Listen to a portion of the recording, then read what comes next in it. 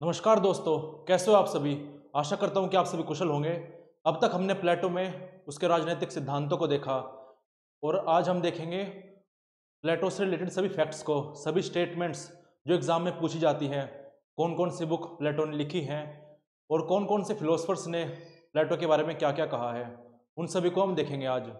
ये video exam point of view से, चाहे वो यूपीएससी का हो, चाहे वो यूजीसी नेट पॉलिटिकल साइंस हो, चाहे वो टीजीटी का हो, सभी के पॉइंट ऑफ व्यू से काफ़ी इंपॉर्टेंट हो जाती है। तो हम शुरू करते हैं।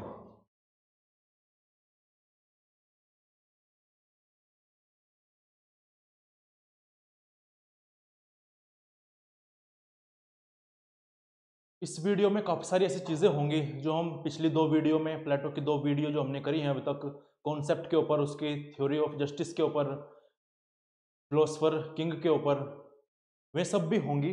और कुछ ऐसी होंगी जो हमने उसमें पढ़ ली है तो इसमें हमने इंक्लूड नहीं की है। तो हम शुरू करते हैं। तो प्लेटो प्लेटो का जन्म 428 ईसा पूर्व में हुआ था। 347 बीसी में इनकी मृत्यु हो गई थी। कुछ किताबों में जो प्लेटो की बर्थ डेट है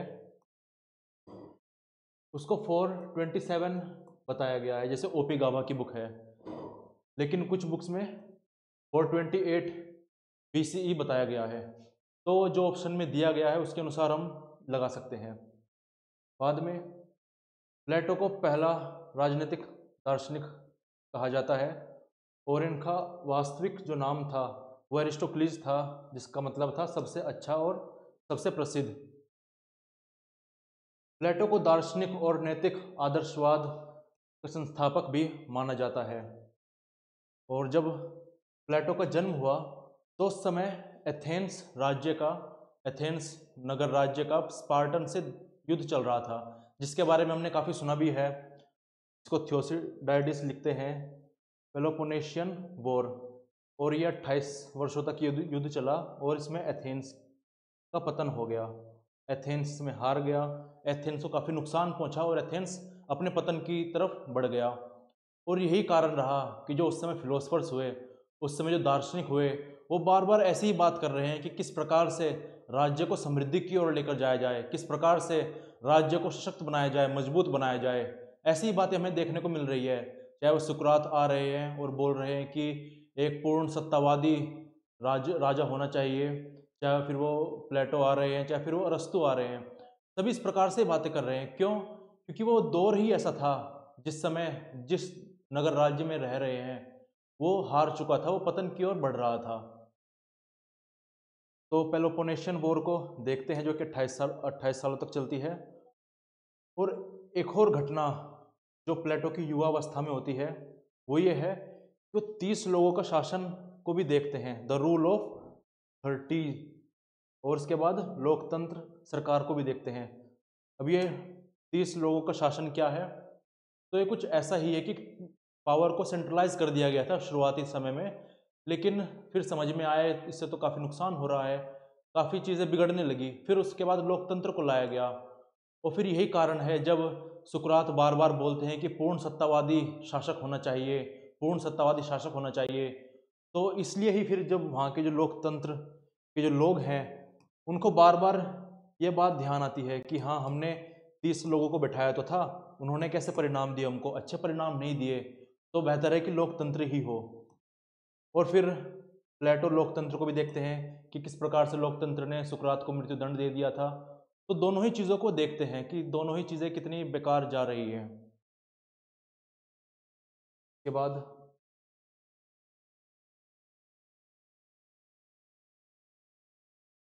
प्लेटो ने एथेंस में यूरोप की सबसे पहली यूनिवर्सिटी को इस्टेब्लिश किया था, जिसका नाम उसने एकेडमी के रूप में रखा।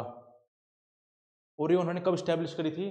जब सुकरात की मृत्यु के बाद ये 15-16 सालों तक, 13-15 सालों तक ये बाहर घूमते रहे, देश विदेश में घूमते रहे, ये जानने के लिए कि एक बेहतर शासन प्रणाली क्या हो सकती है। उसके बाद फिर ये एथेंस आते हैं और एकेडमी की स्थापना करते हैं, जो कि फिर बाद में विश्व की या फिर यूरोप की पहली विश्वविद्यालय के रूप में भी जानी जाती है।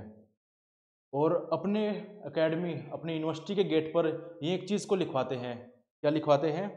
कि जिन लोगों को रेखा गणित का ज्ञान ना हो वो अंदर ना आए, जिसको ज्योमेट्री का ज्ञान ना हो वो उसका प्रवेश वर्जित है। ये बातें प्लेटो पाइथागोरस से प्रभावित होकर लिखते हैं। पाइथागोरस की रचनाओं का, पाइथागोरस के व्यक्तित्व का भी काफ़ी प्रभाव हमें प्लेटो पर देखने को मिलता है, जिसमें जिसमें से ये भी एक है।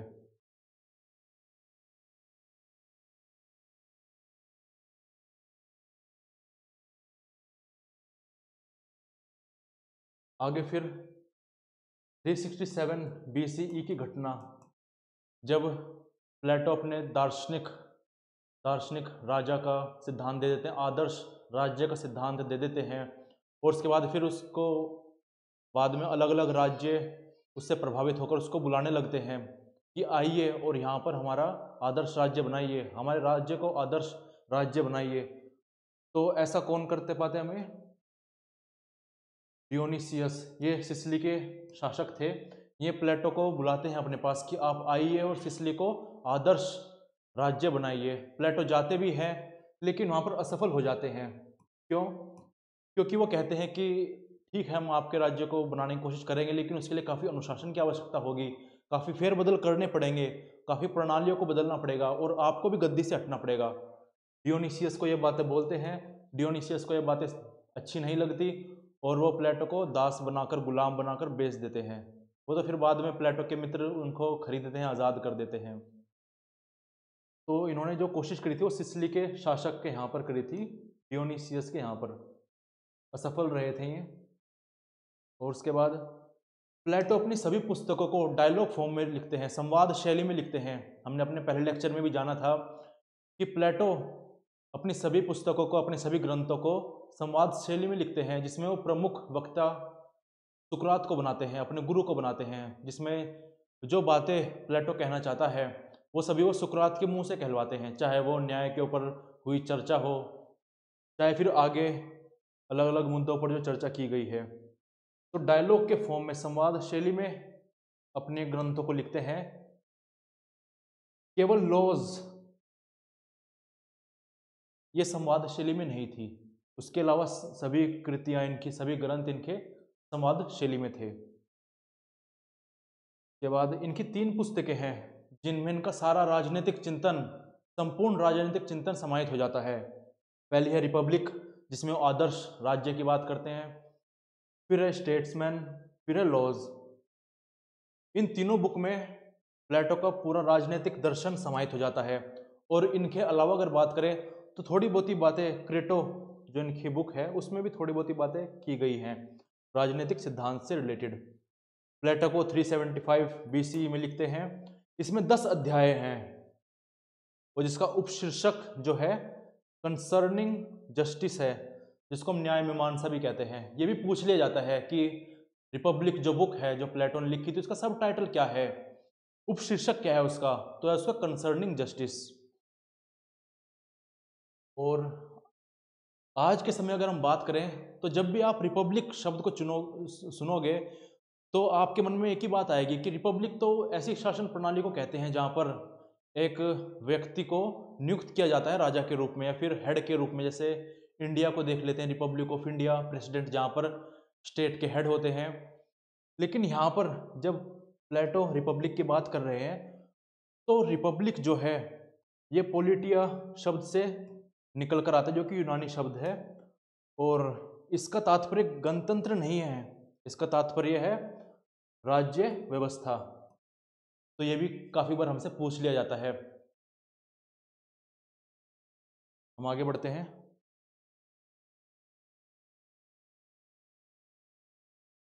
अब हम ये बात तो जानते ही हैं कि प्लेटो ने अपनी बुक रिपब्लिक में शिक्षा प्रणाली की बात की है कि आदर्श राज्य बनाने के लिए, आदर्श राज्य को व्यवहारिक रूप में लाने के लिए 2 चीज़ों पर में ध्यान देते हैं। पहले तो शिक्षा पद्धति और दूसरा साम्यवाद, स्त्री का और निजी संपत्ति का। तो रिपब्लिक में हमें जो एजुकेशन पॉलिसी बताई गई है प्लेटो के द्वारा, उसको रूसो कहते हैं कि शिक्षा शास्त्र पे लिखा सर्वश्रेष्ठ रचना है, सर्वश्रेष्ठ ग्रंथ है, ऐसा रूसो कहते हैं। आगे हम काफ़ी सारी स्टेटमेंट्स को देखेंगे जो रिपब्लिक के बारे में कही गई है कि सारा ज्ञान जो है रिपब्लिक में समाहित है। जैसे हजरत महल भी कहती हैं कि सब पुस्तकालय जला दो क्योंकि रिपब्लिक में सबका ज्ञान आ गया है। अब आप ये सोचेंगे ये ऐसा क्यों कहा, लेकिन आपको समझ में आएगा जब आप हमारा पहला लेक्चर देखोगे प्लेटो का, कि उसमें मैंने बताया है कि किस प्रकार से प्लेटो ने काफ़ी सारे विषयों पर, उस समय तक तो विषयों को क्लासिफाई नहीं किया गया था, कैटेगराइज नहीं किया गया था, लेकिन उस समय क्या था, सारे विषयों को दर्शन शास्त्र के अंदर पढ़ा जाता था। तो प्लेटो अपनी बुक रिपब्लिक में काफ़ी सारे विषयों पर बात करते हैं। तो इसी कारणवश से हजरत महल कहती है कि सारा ज्ञान तो रिपब्लिक में समाहित है। आगे, भारत के भूतपूर्व उपराष्ट्रपति और राष्ट्रपति जाकिर हुसैन रिपब्लिक को उर्दू में ट्रांसलेट करते हैं रियासत के नाम पर,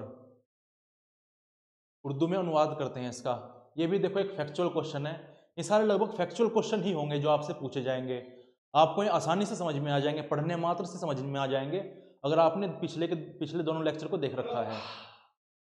तो रिपब्लिक में अब हम ये समझते हैं कि ठीक है, रिपब्लिक में आदर्श राज्य की बात की है, लेकिन नहीं, रिपब्लिक में प्लेटो ने 3 प्रकार के राज्यों की बात की है।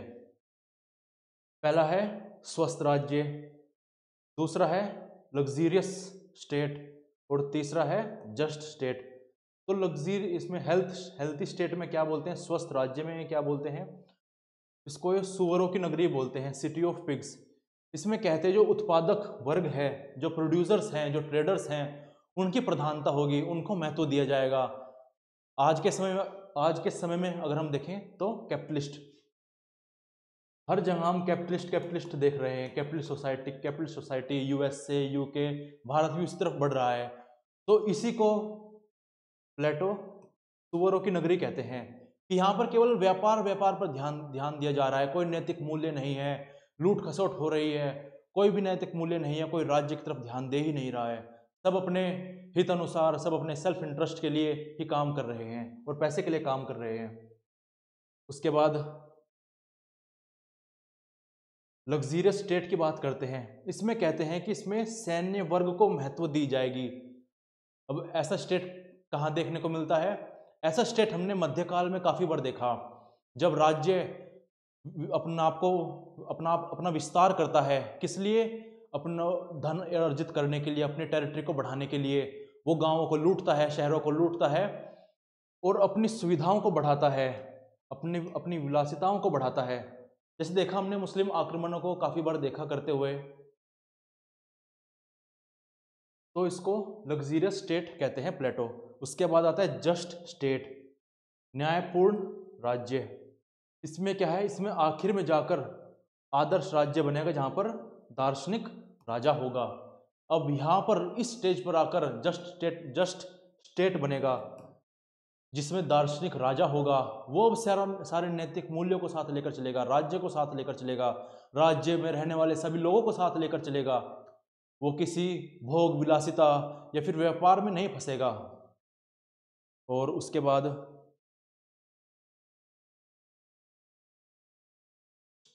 स्टेट्समैन जो 360 BC में लिखी गई थी, उसमें क्या दिया गया है, तो उसमें राज्यों के वर्गीकरण के बारे में कहा गया है।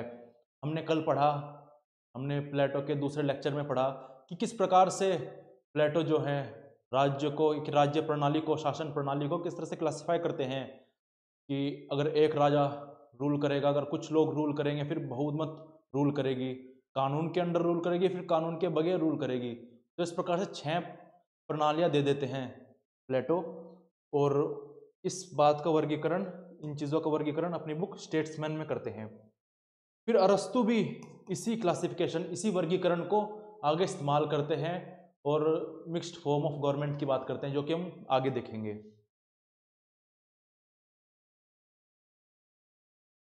उसके बाद जो तीसरी महत्वपूर्ण बुक है प्लेटो की, वो है लॉज।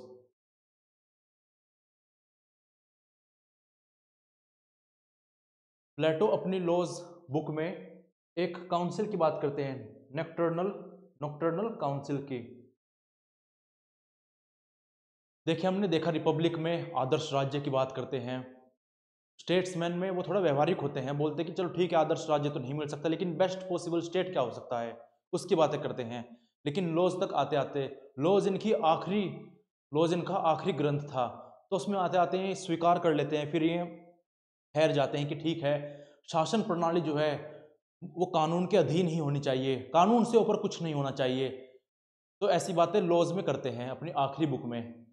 लेकिन अपनी आखिरी बुक के आखिरी अध्याय में, लगभग 8वें अध्याय में, वो पता नहीं क्यों नॉकटर्नल काउंसिल की बात करते हैं। ये नॉकटर्नल काउंसिल क्या है, इसमें वो कहते हैं कि एक ऐसी काउंसिल होगी जिसमें कुछ बुजुर्ग होंगे, और बुजुर्ग कुछ रात को काउंसिल हुआ करेगी, और उसमें कुछ बुजुर्ग निर्णय लिया करेंगे, कुछ कानून बनाया करेंगे, कुछ फैसले लिया करेंगे, कुछ बातों पर चर्चा किया करेंगे, जीवन के शुरू होने से लेकर मृत्यु तक के विषयों पर बात करेंगे और कुछ कानून को लाएंगे।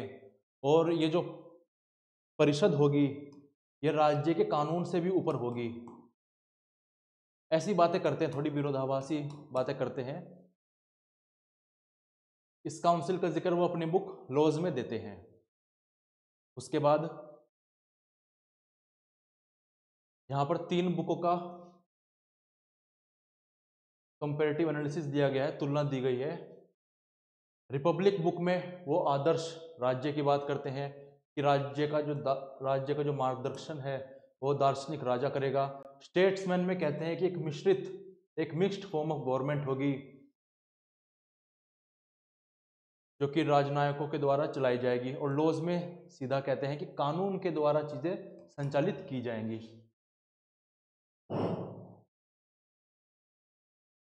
जैसे जैसे समय बीतता गया, जैसे जैसे प्लेटो वृद्ध होते गए, वैसे वो जो हवाई ख्याल थे उनके वहां से नीचे उतरते रहे, ऐसा हमें देखने को मिलता है, यथार्थवाद में आने लगे। और रिपब्लिक का जो राज्य है वो उसको यूटोपियन कहा जाता है, आइडियल स्टेट कहा जाता है। स्टेट्समैन्स का संभावित बेस्ट पॉसिबल, और लॉज का जो है वो रियल स्टेट की वास्तविकता में कैसा होता है। बेस्ट पॉसिबल आदर्श राज्य तो गया, रियल स्टेट की बात यहाँ पर की जाती है।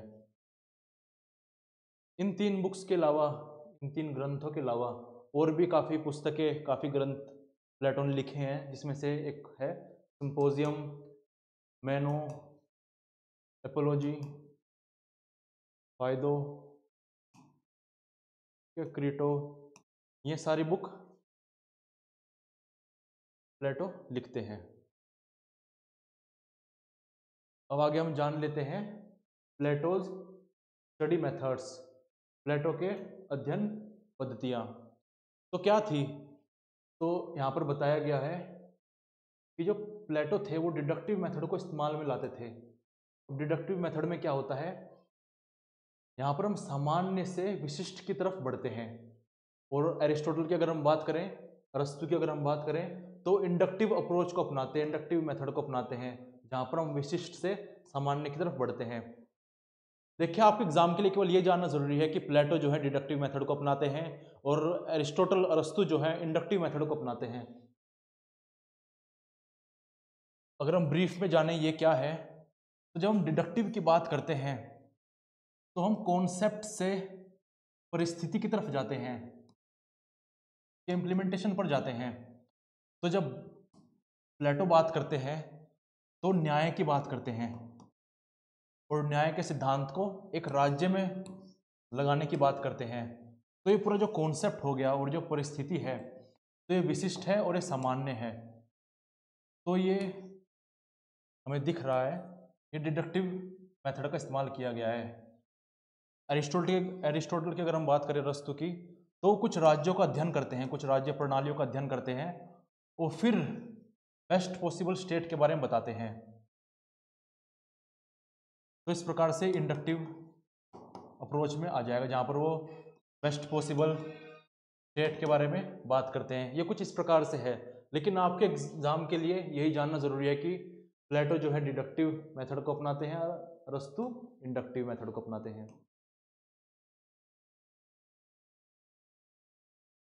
फिर आगे वो अनुरूपता पद्धति की बात करते हैं। उसमें वो कहते हैं कि एक चीज़ को दूसरी चीज़ से जोड़कर देखने की बात करते हैं। जैसे हम जानते हैं वो 3 वर्गों में पूरे समाज को डिवाइड कर देते हैं, वर्गीकरण कर देते हैं। तो ऐसे में वो जो उत्पादक वर्ग है उसको ह्यूमन कैटल कहते हैं, मैन ऑफ कॉपर या फिर सोल ऑफ कॉपर कहते हैं। सैनिक वर्ग को, सहायक वर्ग को वॉच डॉग्स के रूप में कहते हैं या फिर सोल ऑफ सिल्वर कहते हैं। दार्शनिक राजा को या शासक वर्ग को गडरियों के रूप में बताते हैं और सोल ऑफ गोल्ड। आगे फिर वो डायलेक्टिकल मेथड की बात करते हैं, जहाँ पर वो कहते हैं कि हमें संवाद शैली की आवश्यकता है, संवाद शैली की सहायता लेनी चाहिए हमें किसी निष्कर्ष पर पहुंचने के लिए, जहाँ पर विरोधी विचारों की टकराहट से उनके असत्य अंश नष्ट हो जाते हैं। ठीक है, आगे बढ़ते हैं। और फिर आगे जाकर इसी पद्धति का डायलेक्टिकल पद्धति का इस्तेमाल हीगल करते हैं, जहाँ पर डायलेक्टिकल आइडियलिज्म देते हैं। फिर आगे कार्ल मार्क्स करते हैं। प्लेटो की रिपब्लिक बुक में एल्गोरी ऑफ केव गुफा का दृष्टांत दिया गया है और इसी सिद्धांत का आधार वाक्य virtue is knowledge and knowledge is virtue ये कहा जाता है। ये प्लेटो के संदर्भ में ही ये बातें कही जाती हैं। आगे फिर वो सद्गुण की बात करते हैं, जो वर्ग में बांट देते हैं पूरे समाज को, जहाँ पर वो कहते हैं जो शासक वर्ग होगा उसमें विवेक होगा, जो सोल्जर्स होंगे उनमें साहस होगा, और जो ट्रेडर्स होंगे, जो प्रोड्यूसर्स होंगे उनमें संयम होगा। और इन तीनों गुणों को जो बांध कर रखेगा वो क्या होगा, वो न्याय होगा, और वही सर्वोच्च सद्गुण भी होगा।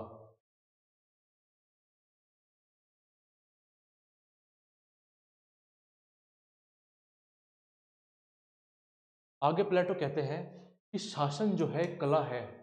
जैसे हम डॉक्टर को देखते हैं, जैसे हम मोची को देखते हैं, तो इनको अपने कार्य में कुशलता है और इसलिए हम इनके पास जाते हैं। ऐसा तो हम कभी नहीं करते कि हम बीमार हैं और डॉक्टर के पास ना जाकर किसी सामान्य व्यक्ति के पास चले जाते हैं कि आप अपनी मर्जी से ठीक कर दीजिए इसको। नहीं, हम किसी विशेषज्ञ के पास जाते हैं, किसी अच्छे डॉक्टर के पास जाते हैं कि आपको ज्ञान है अच्छा मेडिसिन्स का, चिकित्सा का, तो आप इसे ठीक कर दीजिए। तो ऐसे ही कहते हैं कि शासन भी एक कला है।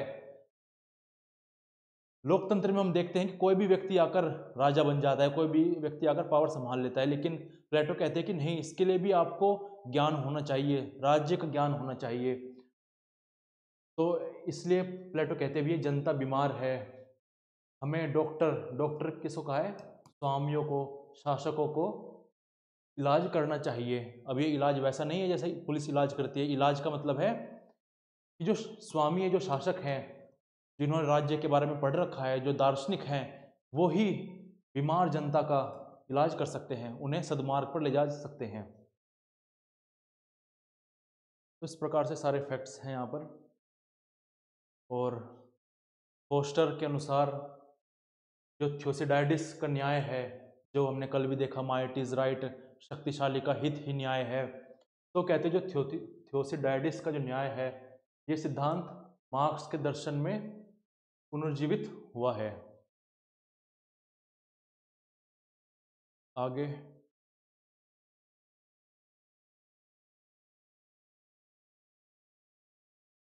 जो हम सिद्धांत देखते हैं जिसमें सद्गुण की बात करते हैं प्लेटो, तो ये सिद्धांत प्लेटो ने पाइथागोरस से लिया है, जहाँ पर वर्च्यूज कौन कौन से हम डिस्कस किए थे, विजडम, करेज, टेम्परेंस। क्लासेस की बात करें तो दार्शनिक राजा, सैनिक वर्ग, उत्पादक वर्ग।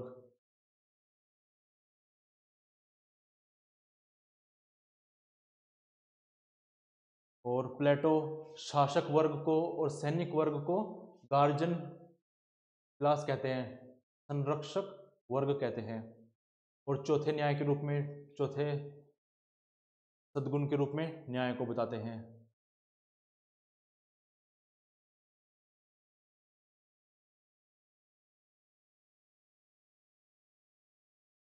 और ये स्टेटमेंट भी इम्पोर्टेंट हो जाती है जब फोस्टर कहते हैं कि जो प्लेटो की थ्योरी है ये क्लासिफिकेशन की, इसको आर्किटेक्टोनिक थ्योरी भी कहते हैं। अभी आर्किटेक्टोनिक थ्योरी क्या होती है? जैसे हम देखते हैं जब घर बनता है, जो आर्किटेक्चर होता है, आर्किटेक्ट होता है, वो कितने सारे लोगों को साथ लेकर चलता है। वो मिस्त्री को भी देखता है कि मिस्त्री सही से काम कर रहा है नहीं, वो प्लम्बर को भी देखता है, वो कारपेंटर को भी देखता है। तो इस प्रकार से वो सब में एक कोऑपरेशन बनाकर एक पूरे घर को तैयार करवाता है। तो इसी प्रकार से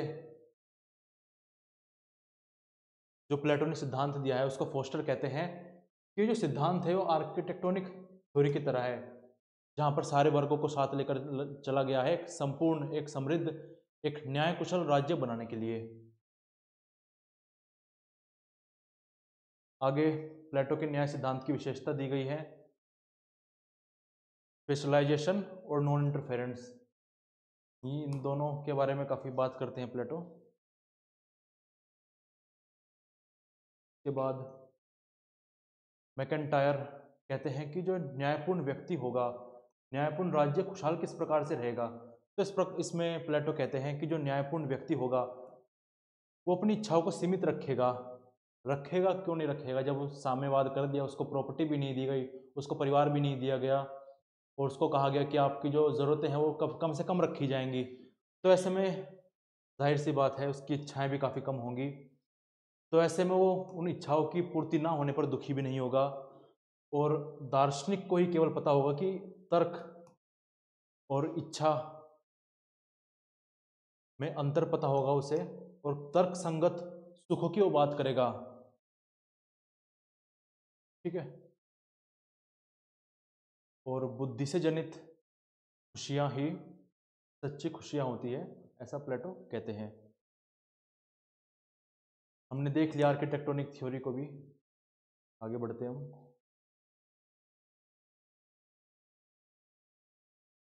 अब क्रिटिसिज्म दिया गया है, जो 3 सोल की थ्योरी जो देते हैं, पहले तो अम्बेडकर ही करते हैं, फिर सेबाइन करते हैं। दोनों इस प्रकार से कहते हैं कि जो आपने क्लासिफिकेशन किया है, जो वर्गीकरण किया है, कि जो दार्शनिक होगा वो सबसे ऊपर होगा, सबसे महत्वपूर्ण होगा, क्योंकि उसमें वो बुद्धि है, विवेक है, फिर करेज सैनिक आ जाएंगे, फिर प्रोड्यूसर्स ट्रेडर्स आ जाएंगे। तो ऐसे में अम्बेडकर कहते हैं जो क्लासिफिकेशन आप दे रहे हो, ये ऐसा ही क्लासिफिकेशन हमें भारत में देखने को मिलता है। जैसे हम जातियों को देखते हैं, नीची जाति ऊंची जाति के रूप में बोलते हैं, तो अम्बेडकर इसका विरोध करते हैं, बोलते हैं कि ये सही नहीं है, ये बाद में डिवीज़न ही क्रिएट करेगी, अन्याय को ही स्थापित कर देगी समाज में। सबाइन भी इस प्रकार की बातें करते हैं कि भारत के कठोर जातियों वर्गीकरण से मिलता जुलता है। आदर्श राज्य का जिक्र रिपब्लिक में किया गया है, जहाँ पर न्याय की प्राप्ति के 2 साधन होंगे, शिक्षा और साम्यवाद। और उसके बाद राज्य को व्यक्ति का विराट स्वरूप कहा गया है।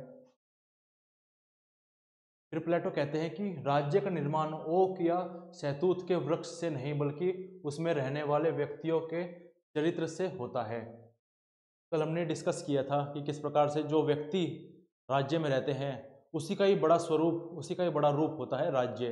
जैसे लक्षण, जैसी आदतें, जिस दिशा में एक व्यक्ति जाएगा, जिस दिशा में उस राज्य में रहने वाले लोग जाएंगे, उसी दिशा में राज्य भी जाएगा। ऐसा नहीं होगा कि जो राज्य के जो लोग हैं वो सही से काम नहीं कर रहे हैं, आलस में हैं, और राज्य उन्नति कर रहा है। लोकतंत्र के आलोचक हैं प्लेटो। लोकतंत्र को सुअरों का राज्य कहते हैं, सुअरों की नगरी कहते हैं, क्योंकि वहाँ पर अनाड़ी जो होते हैं शासन करते हैं, दार्शनिक राजा नहीं होता। लोकतंत्र को भ्रष्ट बताते हैं, अकुशल अनाड़ियों का शासन बताते हैं। एलिट थ्योरी के जो व्यक्ति हैं, एलिट थ्योरी के जो थिंकर है जैसे प्लेटो, वे भी लोकतंत्र को भ्रष्ट अकुशल कहते हैं। ठीक है, आगे साम्यवाद के ऊपर भी कहा गया है। फोस्टर कहते हैं कि यहाँ पर जो बात की जा रही है संपत्ति के साम्यवाद की, तो एक कॉमन ओनरशिप की बात नहीं है, जिस तरह से मार्क्स कहते हैं कि जो संपत्ति होगी उस पर सबका अधिकार होगा। नहीं, यहाँ पर तो संपत्ति के त्याग की बात है कि सब मिलकर संपत्ति को अपनाएंगे, नहीं, सब मिलकर संपत्ति को त्याग देंगे।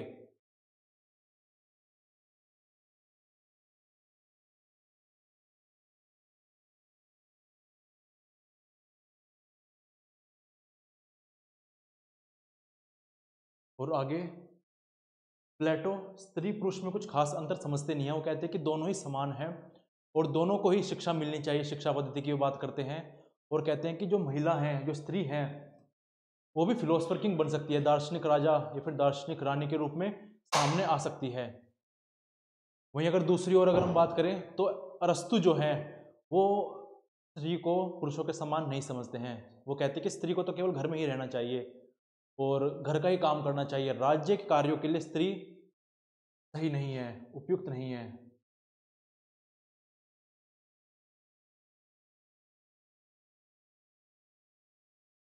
और प्लेटो का मानना था कि स्त्रियों के शरीर में भी सिर होता है, अंततः वे भी तर्क कर सकती हैं।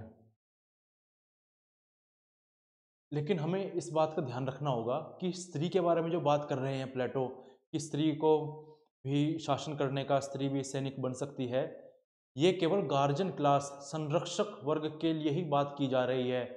प्रोड्यूसर्स और ट्रेडर्स के लिए बात नहीं की जा रही है। उसमें तो प्लेटो चुप हो जाते हैं।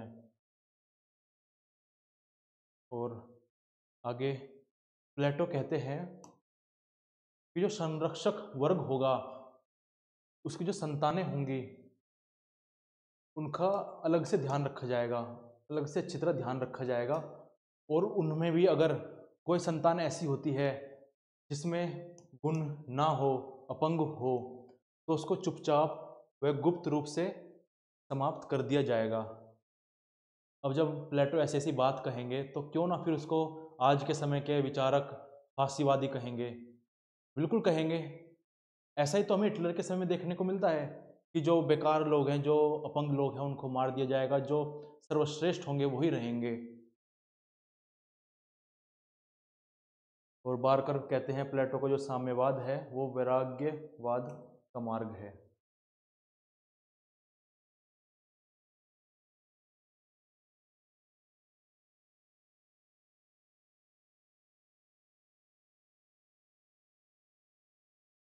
अब कल हमने डिस्कस किया था कि जो सैनिक वर्ग होगा और जो उत्पादक वर्ग होगा, सैनिक वर्ग जिसके पास सैन्य शक्ति होंगी और उत्पादक वर्ग जिसके पास आर्थिक शक्ति होगी, इकोनॉमिक पावर और मिलिट्री पावर, ये दोनों दार्शनिक के अंडर में रहेंगे, शासक के अंडर में रहेंगे। वो जिसके पास कोई पावर भी नहीं है, जिसके पास ना संपत्ति है, ना परिवार है और न्यूनतम चीज़ों पर वो जी रहा है, तो ऐसे व्यक्ति के अधीन रहेंगे। ऐसे में फिर क्वेश्चन आता है, प्रश्न आता है कि ऐसा क्यों करेंगे वो? मतलब उनके पास तो पावर है, उत्पादक के पास आर्थिक शक्ति है, सैनिक वर्ग के पास सैनिक शक्ति है, लेकिन दार्शनिक के पास क्या है? कुछ भी नहीं है। तो ऐसे में प्लेटो क्या कहते हैं? ऐसे में कहते हैं कि हमें उदार झूठ का प्रचार करना होगा, नोबल लाई की बात करते हैं कि प्रोपोगेट करना होगा हमें नोबल लाई। नोबल लाई क्या है, थोड़ा देखें हम आगे। और आगे कहते हैं कि कला और साहित्य पर सेंसरशिप लगानी होगी, इन्हें खुद से मॉनिटर करना होगा कि ऐसा कुछ ना ये रिलीज करे, ऐसा कुछ ना कोई भी छापे या फिर लिखे जो राज्य के विरुद्ध हो। तो यहाँ पर प्लेटो कहते हैं कि हमें नोबल लाई बोलना पड़ेगा, नोबल झूठ, उदार झूठ बोलना पड़ेगा। और वहाँ पर क्या बोलना पड़ेगा हमें? Myths of metals and earthborn. ये कुछ इस प्रकार से है कि ये समझाया जाएगा, ये बोला जाएगा सबको कि हम सब धरती से उत्पन्न हुए हैं और धरती में जिस प्रकार से अलग अलग धातु पाए जाते हैं, अलग अलग धातु जिनके अलग अलग मूल्य हैं, जैसे सोना जो है वो पाया जाता है, उसके अलग मूल्य है, चांदी का अलग मूल्य है, कॉपर का अलग मूल्य है, तांबे का अलग मूल्य है। तो इस प्रकार से प्लेटो ये बात करते हैं कि हमें ऐसे डिस्कोर्स को फैलाना है, ऐसे उदार झूठ को फैलाना है कि हम सब मनुष्य जो है धरती में से उत्पन्न हुए हैं और जिस प्रकार से धरती में से हमें सोना देखने को मिलता है जो कि काफ़ी मूल्यवान है, चांदी उत्पन्न होती है जो कि सोने से कम मूल्यवान है, और फिर तांबा भी हमें देखने को मिलता है, उसी प्रकार से दार्शनिक भी धरती में से ही उत्पन्न हुए हैं, पृथ्वी से उत्पन्न हुए हैं, जिनकी महत्व काफ़ी ज़्यादा है। फिर उसके बाद सैनिक आते हैं, फिर उसके बाद उत्पादक वर्ग आते हैं। तो ऐसी बातों को फैलाने की, ऐसे झूठ को फैलाने की बात करते हैं। और प्लेटो कहते हैं कि जो ऐसा झूठ होगा वो राज्य के हित में होगा। अब फिर से जो प्लेटो हैं वो हिटलर की तरह साउंड कर रहे हैं, क्योंकि हिटलर भी झूठ को, असत्य को प्रोपोगेट करता था अपने हित के लिए। ये तो राज्य के हित में है, हमें इस प्रकार से बातें करनी। जैसे वो कहता है कि जो आर्यन रेस है वो सर्वश्रेष्ठ है, और उसी के नाम पर वो कितने सैकड़ों जीव्स को निपटा देता है, और वहाँ के लोग कुछ भी विरोध भी नहीं करते हैं। तो ऐसा ही तो हमें ये दिख रहा है प्लेटो। सभी धरती से जन्मे हैं, यह तर्क सामान्यता के साथ विभिन्न और श्रेणीकरण भी पैदा करता है। तो इस प्रकार से है ये। अब यहाँ पर नीत्शे कहते हैं कि जो आप शाही झूठ बोल रहे हो, उसके संदर्भ में ये दार्शनिक आलोचना करते हैं प्लेटो की। कहते हैं कि झूठ से अन्याय समाज बनता है, न्याय समाज या फिर सही समाज कभी नहीं बनता।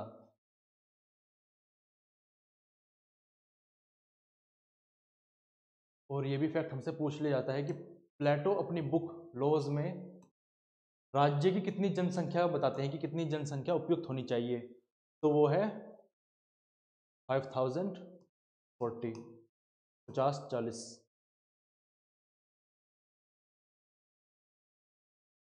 नॉक्टर्नल काउंसिल के बारे में हमने देख लिया था। और कार्ल पोपर एक बात ये भी कहते हैं कि जो पश्चिम का विचार जो है या तो प्लेटोनिक है या फिर वो नॉन प्लेटोनिक है, वो गैर प्लेटोनिक नहीं हो सकता। नहीं, प्लेटोनिक होगा या फिर एंटी प्लेटोनिक होगा। मतलब या तो प्लेटो के फेवर में बातें करेगा या फिर वो प्लेटो के विरुद्ध में बातें करेगा। ऐसा कभी भी नहीं होगा कि वो प्लेटो की बात नहीं ही करेगा। ठीक है, कभी भी ऐसा नहीं होगा कि वो नॉन प्लेटोनिक होगा। ये कार्ल पोपर कहते हैं। कार्ल पोपर अपनी book open society and it's enemy नाम की बुक में जो 1945 में लिखते हैं, उसमें कहते हैं कि जो प्लेटो है और हीगल जो है और कार्ल मार्क्स जो है, ये ओपन सोसाइटी के एनिमी हैं।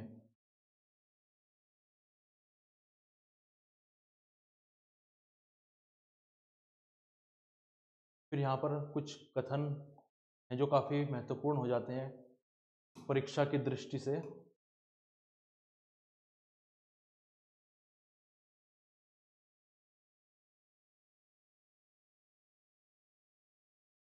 तो जैसे हन्ना अरेंट प्लेटो को फासीवाद का दार्शनिक प्रेरक कहती है, और पोपर कार्ल पोपर प्लेटो विश्व का प्रथम फासीवादी विचारक है। तो इन सब बातें की जाती हैं। ये स्टेटमेंट्स ये काफ़ी इंपॉर्टेंट हो जाती हैं एग्ज़ाम की दृष्टि से, चाहे वो आपका यूपीटीजीटी का हो, चाहे फिर यूजीसी नेट का एग्ज़ाम हो, फिर चाहे आपका यूपीएससी का हो या फिर पीसीएस का हो। तो इस प्रकार से हमने काफ़ी जो इम्पोर्टेंट फैक्ट हैं प्लेटो के बारे में, जो स्टेटमेंट्स हैं प्लेटो के बारे में, प्लेटो ने क्या किन बातों को कहा है, दूसरे फिलोसफर्स ने प्लेटो के बारे में क्या कहा है, प्लेटो के सिद्धांतों के बारे में क्या कहा है, हमने उन सभी को जाना। और ये जो फैक्ट शीट है इसकी पीडीएफ आपको